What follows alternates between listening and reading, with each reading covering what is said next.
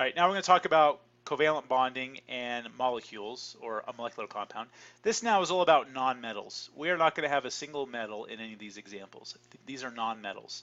All right, so covalent bond is between nonmetals, and they are sharing electrons. We don't have electrostatic interactions in this case. Okay, same thing though, neutral compounds. All right, it's a combined of at least two atoms that are held together by a covalent bond. All right, they are sharing electrons here. That they kind of show you examples. Notice I don't have plus charges and minus charges.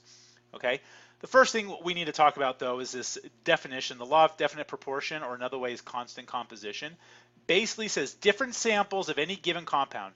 So let's say I have three different samples of carbon dioxide. Here are my three different samples. I have 123 grams of one, 50.5 grams of another, and 88.6 grams of another. They always contain the same elements in the exact same mass ratio. Okay? That means there's ways to figure this out, which we'll do later in the chapter.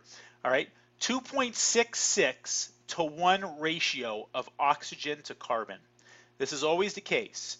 There's 2.66 grams of oxygen more than carbon in every single example. It doesn't matter what my mass is. Okay, if I have one atom compared to if I have 1,000 atoms, it will always be in this ratio, a 2.66 to 1 ratio.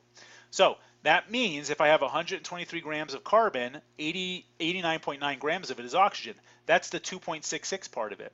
And then 33.6 grams of it is going to be the carbon. All right? Okay, so it doesn't matter what your sample is, carbon dioxide is always in this kind of a mass ratio. Now, this is a mass ratio. It's not an atom ratio. Like you might be saying, well, there's 2 to 1. Well, it's not 2 to 1. Oxygen weighs more than carbon, okay? And then I have twice the amount of it. So out of the total mass of CO2, all right, 2.66 of the mass of it is oxygen, and the other percentage of it is carbon, okay? So that's what the mass of constant compositions are, okay? Now, there are several types of atoms, okay? So, I'm sorry, of molecules. Some of them are called the diatomic molecule, all right? These are just atoms that exist as two atoms, okay? Now, there are diatomic molecules. There's hydrogen, nitrogen, oxygen, and then fluorine, chlorine, bromine, iodine.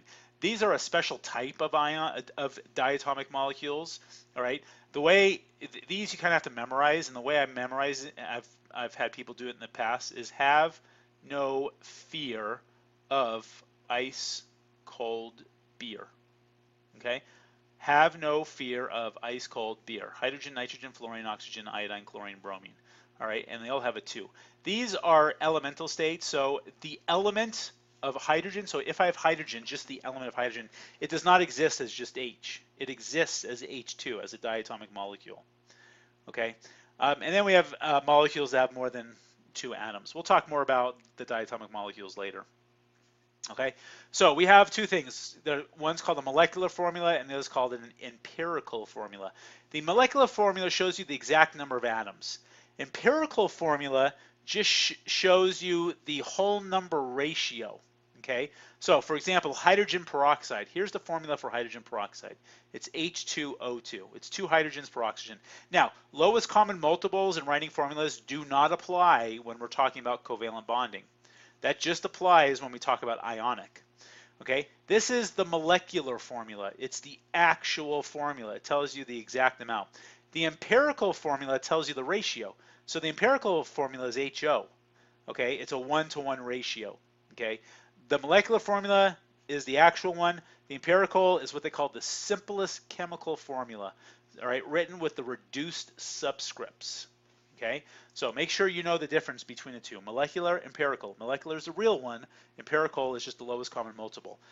Okay, now it could be that your empirical is the same as your molecular, but in some cases it's not. So for example, write the empirical formulas for these. So this is the molecular formula for glucose, C6H12O6.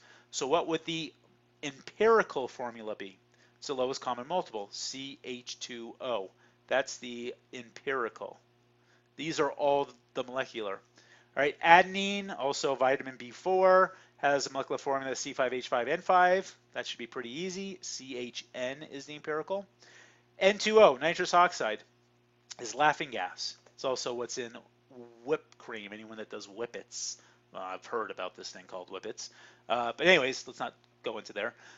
Nitrous oxide, N2O. What's the lowest common multiple? Well, it is N2O. All right. So in this case, this is the empirical and the molecular. Oh, got an extra E in there. Sorry. Come on. Why aren't you erasing?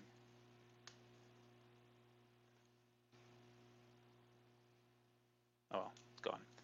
N2O. Okay, so hopefully that makes sense. All right, naming these types of compounds. Pretty simple. It's the name of the first element followed by the prefix and ide. Prefix, ide. Okay, they kind of show you there. Okay, and you use these as part of your prefix. Mono, di, tri, tetra, penta, hexa, hepta, octa, nona, deca. You do not, mono is only used on the second atom, not on the first one. Okay, so for example, let's look at CO versus CO2. Notice these are not metals. Nothing is a metal, so it's not the ionic rules. This is now the covalent rules. So this is called carbon monoxide.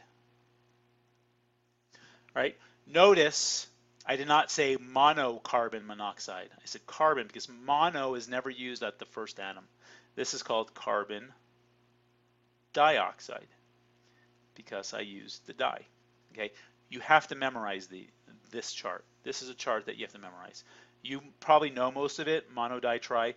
Tetra usually confuses people for the 4. All right, penta like pentagon.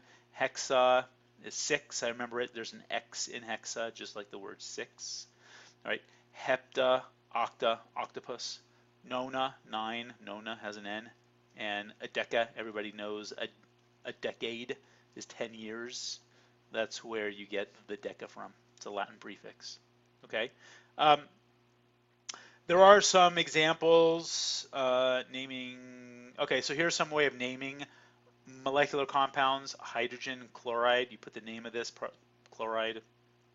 Hydrogen iodide, carbon dioxide, dinitrogen pentaoxide, because you have 2 nitrogens and 5 oxygens.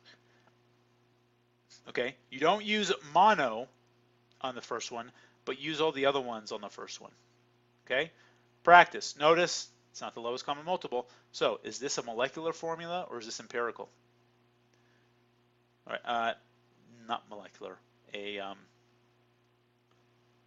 Yes, molecular. I almost forgot the name. This is a molecular formula. Empirical would be NO2, but it's not. It's the actual formula. It's molecular. So what would this be called? This is called nitrogen trifluoride. Nitrogen. Let me draw a little neater. Sorry about that. See, I can write neat if I really wanted to, if you call that neater. The next one, dinitrogen